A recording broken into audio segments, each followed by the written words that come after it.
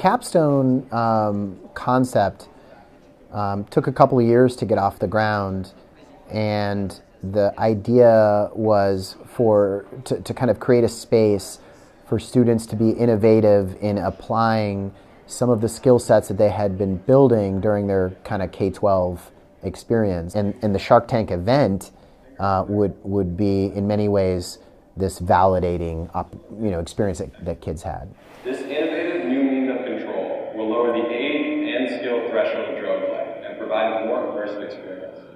This course gives them that chance to touch, to think, to solve problems in a lot of different areas, different disciplines that you can't get just sitting in a math class only, or an English class only, or a biology class.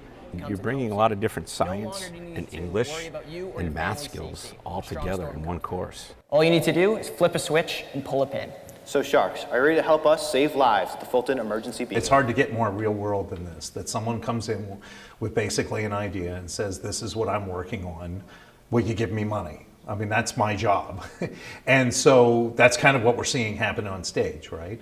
And really that's what you do, no matter what your line of work, at some point you have to go in front of someone and say, I have this idea and I need money to implement my idea. And it doesn't have to be that you're an entrepreneur to do that. You do that in almost every walk of life. Teachers have to do that, even. So it's a very real world It's non-profit, stuff like that. And actually, it is definitely non-profit, yeah, that's for sure. Yeah, so they... Making a pitch, trying to make a persuasive argument, and having venture capitalists come in and say to your face and in front of your peers, you're not doing it right. Maybe not quite that harsh, but saying, hey, you really need to think about this. But probably most importantly, you have to be able to write and speak effectively. That is absolutely critical. This course makes relevant those communication skills that we are developing in our humanities classes. And I see a natural integration of the humanities in this course and perhaps partnerships with our humanities program going forward. Keeping everybody safe is our top priority. In using this device, we intend to innovate a product that will change the way safety is viewed in the woodshop and the workplace. It's not only just being passionate and expressing yourself, but it's learning how to do that effectively in a way that it gets your message across in the way that you want it to be perceived. You also have to be willing to mess up. Like, you have to expect that that's going to happen, and you have to learn from it and grow. And for many people, they do struggle with it, but it's definitely a learning experience you'll never get again.